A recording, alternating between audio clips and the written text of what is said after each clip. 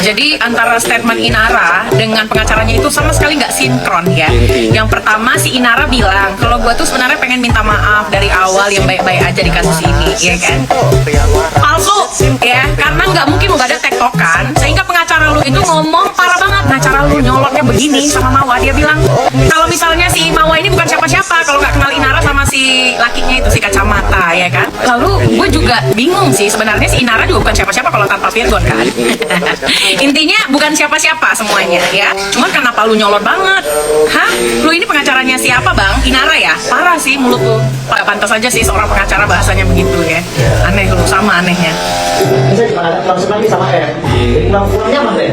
Betul dia bilang. Karena seolah-olah kayak klien saya diinjak gitu. Saya jadi kesel gitu. Sorry, bukan. M ini terbalik lagi. Tapi P kalau dibaca ini kan ya. M, kau bukan siapa-siapa ya. Aku gak pernah lihat kau di televisi. Dulu aku kenal nama baru-baru. Dan kau kalau tidak ada yang namanya Sinsanul, kemudian tidak ada lagi yang namanya Inara, kau tidak ada siapa-siapa. Ya, ada double I inilah yang membuat namamu dibangkit. Gitu. Ya, 2I, double I atau I pangkat 2. Tahu kan? Itu yang membuat kamu namanya jadi kemudian jadi harum gitu sekarang. Nah, tapi aku kasih tahu kau, ya. Ini bulan puasa, bermaaf-maafan lebih bagus daripada menabur genderang perang. Tapi kalau itu pilihanmu, kita ladenin. Saya, Lek Cumanan, sejengkal pun gak akan mundur. Ya, saya kasih tahu ya, saya tidak akan mundur sejengkal pun.